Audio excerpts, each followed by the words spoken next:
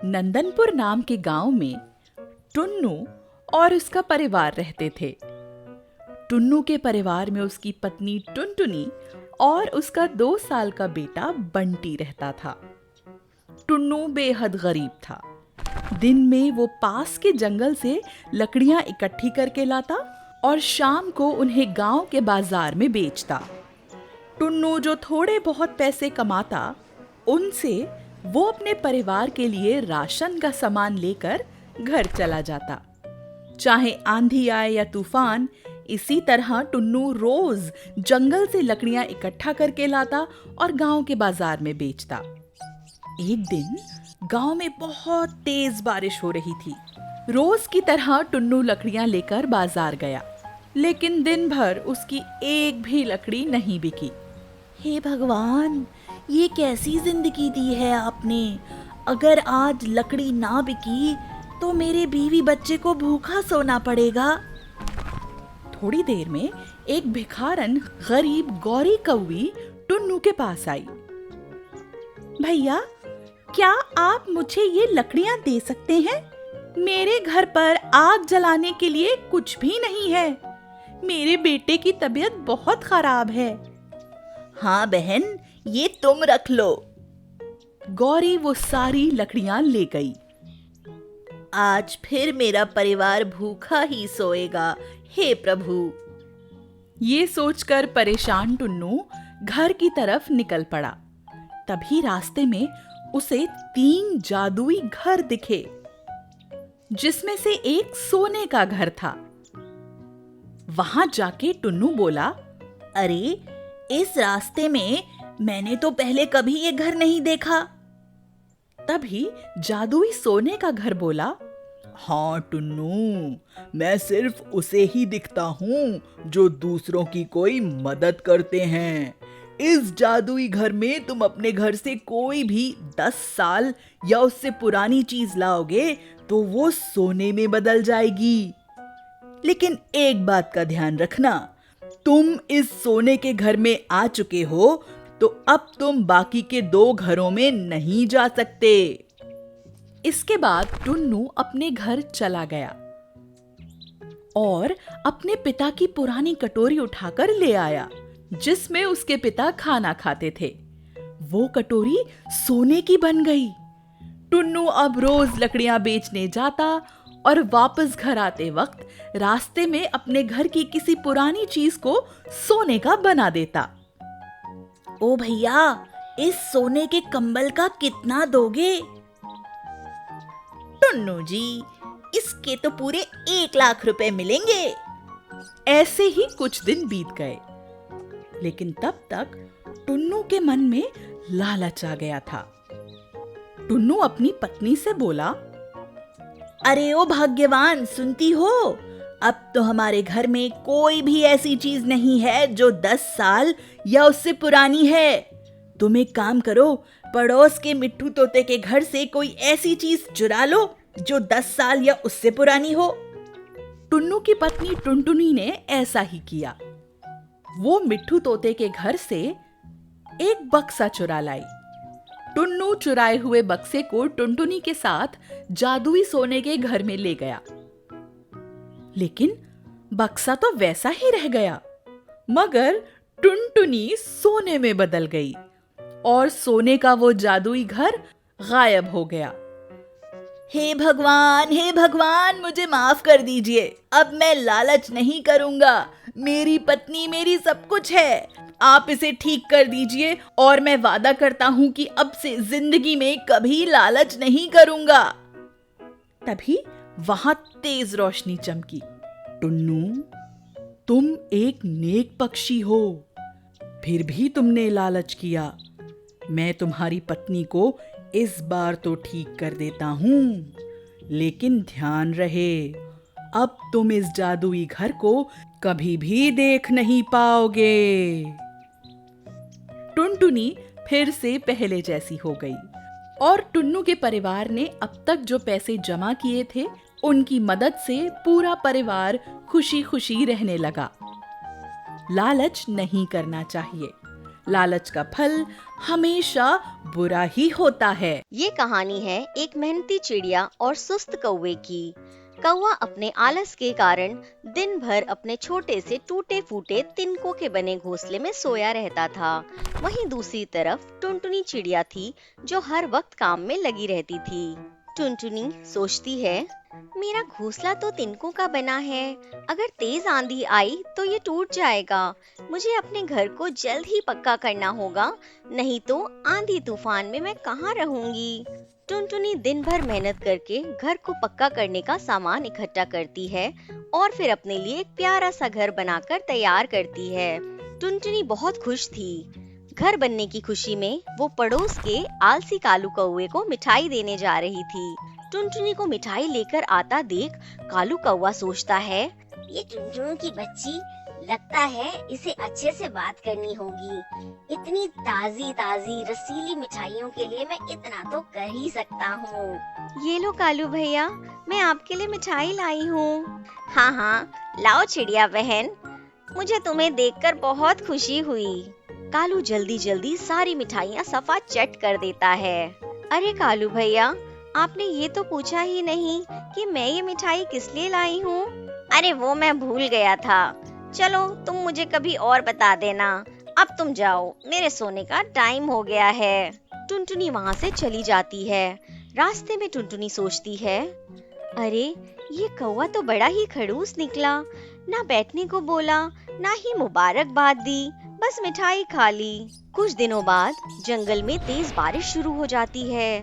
बारिश में कौवे का घोंसला टूटकर बिखर जाता है, लेकिन पड़ोस में रह रही टुनटुनी आराम से अपने पक्के घर में रह रही होती है। कालू कौवा तेजी से उड़कर टुनटुनी के घर पर जाकर दरवाजा खटखटाता है। कौन है? मैं हूँ चिड़िया बहन, मेरा घोंसला टूट गया है, दरवाजा खोलो। टुनटुनी बहुत अच्छी थी, इसलिए उसने कालू कौवे को बारिश के रुकने तक अपने आलीशान घर में रहने की इजाजत दे दी। कालू भैया, आप बारिश रुकने तक यहीं रह लो। जैसे ही बारिश खत्म होगी, हम दोनों मिलकर आपके घोंसले की मरम्मत करेंगे। टुनटुनी कालू के लिए स्वादिष्ट पकवान लाती है और रात के खाने के बाद नरम बिस्तर लगा देती है। इतना आलीशान घर को छोड़कर मैं कहीं नहीं जाऊंगा। मुझे तरकीब लगानी पड़ेगी जिससे मैं इस चिड़िया के मकान में रह जाऊं। 3 दिन गुजर जाते हैं। बारिश रुक चुकी थी। कालू भैया, अब बारिश रुक चुकी है, चलो हम दोनों मिलकर आपके घोंसले की मरम्मत कर दें। चिड़िया बहन, मेरी तबीयत बहुत खराब है, मैं ठीक से चल भी नहीं पा रहा हूँ। चलो ठीक है, आप आराम करो, मैं कुछ काम खत्म करके बाहर से आती हूँ। टुनटुनी बाहर जाकर कालू कौवे के टूटे हुए घोंसले को नया कर देती है। इधर कालू टुनटुनी के जमा किए सारे पकवान को सफा चट कर देता है। टुनटुनी भूखे पेट ही सो जाती है। सुबह होते ही टुनटुनी कालू कौवे को उसका नया घोंसला दिखाती है और फिर अपने घर चली जाती है। ये चिड़िया तो चालाक निकली, चाहे कुछ भी हो जाए, आज रात का खाना तो मैं इसी के घर खाऊंगा। रात होते ही कालू फिर से टुनटुनी के दरवाजे को खटखटाता है। कौन है इतनी रात को? मैं हूँ चिड़िया बहन, जल्दी दरवाजा खोलो। कौवा अंदर आता है। अब क्या हुआ कालू भैया? अब तुम तो जानती ही हो चिड़िया बहन कि मुझ गरीब का तुम्हारे जैसा पक्का घर नहीं है। खुले में सोता हूँ तो सांप बिच्छू का डर लगा रहता है। आज एक बड़ा सांप मुझे काटने ही वाला था कि मैं उड़कर तुम्हारे पास आ गया। ठीक है कालू भैया, आप आज रात को यहीं रुकिए, मैं आपके लिए खाना लेकर आती हूँ। कौवा मजे से स्वादिष्ट पकवान खाता है और फिर नरम बिस्तर पर सो जाता है। टुनटुनी को सुस्त कौवे पर शक होता है। लगता है इस कौवे को मुफ्त की रोटी तोड़ने की आदत पड़ गई है। कल मुझे इस पर छुपकर नजर रखनी होगी। अगले दिन सुबह टुनटुनी झाड़ियों में छुपकर कालू कौवे को देखती रहती है। कालू कौवा अपने ऊपर लाल रंग लगा लेता है।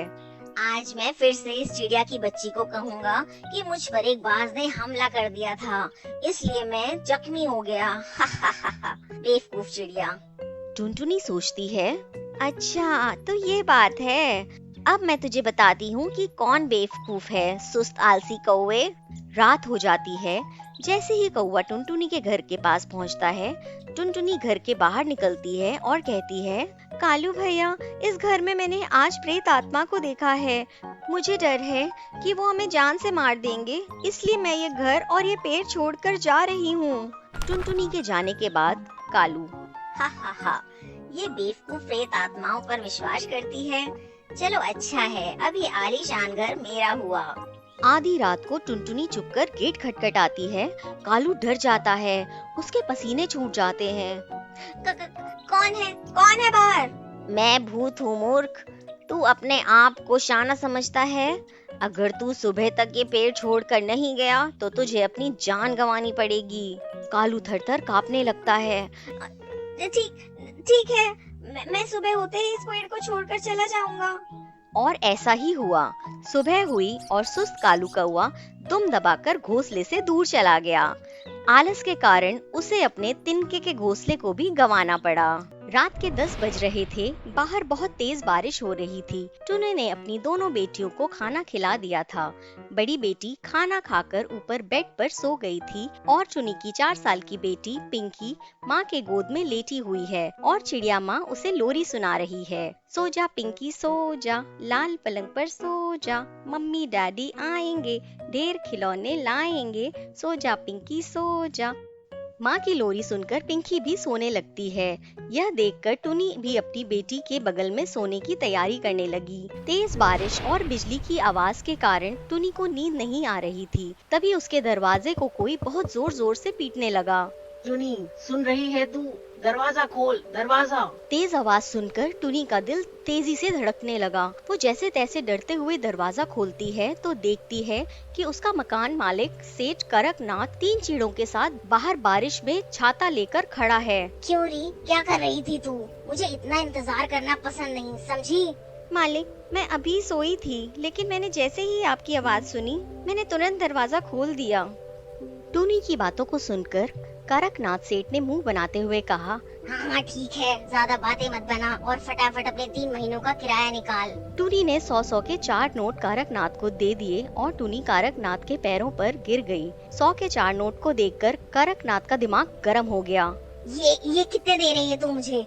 400 रुपए? दिमाग खराब हो गया है तेरा? 3 महीने का किराया 4000 रुपए है और तू मुझे 400 रुपए दे रही है? बाहर तेज आवाज सुनकर टुनी की दोनों बेटियां जग गईं और डर कर अपनी माँ से लिपट गईं।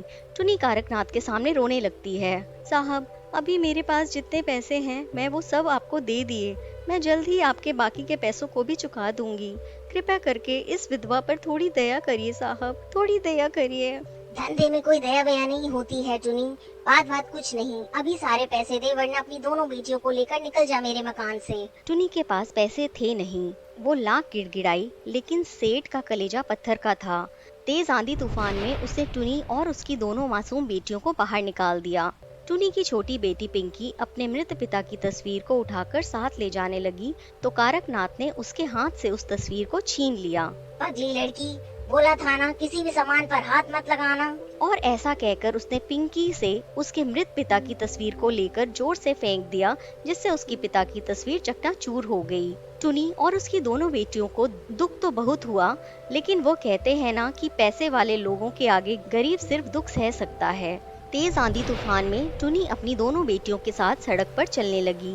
टुनी लगातार रोए जा रही थी। माँ, अब हम लोग कहाँ जाएंगे, क्या खाएंगे और कहाँ रहेंगे माँ? टुनी ने कोई जवाब नहीं दिया, वो बस रोती रही। थोड़ी देर में बारिश रुक जाती है। टुनी अपनी बेटियों के साथ सड़क किनारे ही सो गई। अगले दिन टुनी अमीर सेठ सेठानियों के घर में बर्तन धोना और झाड़ू पोछा लगाने का काम करने लगी। पूरे दिन उसने काम किया। उस रात भी वे सभी सड़क किनारे ही बैठे हुए थे। दिन भर की कमाई के पैसों से रोटी और सब्जी उन्होंने खरीदी थी। माँ, मिर्ची चली गई मुंह में, बहुत तीखा लग रहा है। रुक रुक, मैं अभी पानी लेकर आती हूँ। नहीं माँ, तू यहीं रुक, सारा दिन काम करके तुम थक गई हो। मैं पिंकी को रोड के उस पार वाले नल से पानी पिलाकर लाती हूँ माँ। अच्छा ठीक है बेटा, मेरे लिए एक बोतल पानी लेते आना। दोनों बहनें साथ में रोड के उस पार पानी लेने चली जाती हैं। दोनों ने नल से बोतल में पानी भरा और पिंकी ने पानी पी लिया।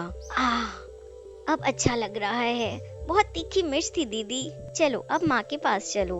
कहते हैं किस्मत खराब होती है तो आप सो रहे होंगे तब भी आपके साथ कुछ बुरा ही हो जाएगा। कुछ ऐसा ही टुनी के साथ होने वाला था। वो सड़क किनारे बैठी हुई थी, तभी भूखेबाज ने उस पर पीछे से हमला कर दिया, जिससे टुनी की वहीं दर्दनाक मौत हो जाती है। पिंकी, बेटी, बेटी, बेटी तुम दोनों ठीक से रहना बेटी। माँ की आवाज सुनकर दोनों भागी भागी वहाँ पहुँचती हैं, लेकिन तब तक टुनी जा चुकी थी। माँ पानी पी लो, माँ पानी पी लो, उठो ना माँ, उठो। माँ के जाने के बाद दो छोटी बच्चियों के कंधे पर एक ऐसा बोझ विधाता ने दे दिया था जिसे उठाने के लायक दोनों में से कोई भी नहीं थी। एक रात की बात है, वो दोनों सड़क किनारे लेटी हुई थी। दीदी, हम दोनों ऐसे सड़क किनारे लेटे हुए हैं, क्या हम दोनों को भी बाज उठाकर ले जाएगा? क्या हम दोनों भी मर जाएंगे? दीदी, मुझे माँ की बहुत याद आती है। बड़ी बहन उठकर पिंकी के आंसू पोंछती है और उसे गले लगा लेती है। नहीं बहना, ऐसा कुछ नहीं होगा, हम अपना घर बनाएंगे। हाँ दीदी, मुझे घर में रहना है, यहाँ सड़क पर नहीं। बड़ी बहन चिंकी ने कह तो दिया था कि वो अपना घर बनाएगी, लेकिन कैसे? घर बनाना कोई बच्चों का खेल थोड़ी है। दोनों बहनों ने कबाड़ बेचने का काम शुरू कर दिया। दोनों बहनें सारा दिन कबाड़ उठाती, कभी सड़क किनारे तो कभी बस स्टेशन पर, और दिन भर के जमा कबाड़ को कबाड़ी वाले को बेच देती। एक दिन जब दोनों बहनें कबाड़ बेचने के लिए गई तो वहाँ एक ग्राहक आया। अरे टुन्नू सेठ, सुना है कबाड़ बेच बेच कर बहुत पैसा छापा तुमने। सुना है तुमने फिर से नया मकान खरीदा है। कबाड़ से मकान? ये बात बड़ी बहन की जहन में घूमने लगी। उसने सोचा कि जो बोतल वो इकट्ठा करती है उनमें से कुछ वो बेच दे और बाकी की बोतल से अपना प्लास्टिक बॉटल हाउस बनाए। उन दोनों बहनों ने जमा की हुई प्लास्टिक की बोतल से अपना घर बनाना शुरू कर दिया और कड़ी मेहनत के बाद दोनों ने अपना घर बनाकर तैयार कर लिया। ले बहना, अब हमारा प्लास्टिक बॉटल हाउस तैयार हो गया है। अब यहाँ पर कोई मकान मालिक हमें तंग करने नहीं आएगा और यहाँ बाज भी हमें नहीं देख पाएगा। दोनों बहनें अब उसी घर में रहती हैं और दिन में कबाड़ बेचने का काम करती हैं। उन्होंने इस समाज में निडर होकर जीना सीख लिया।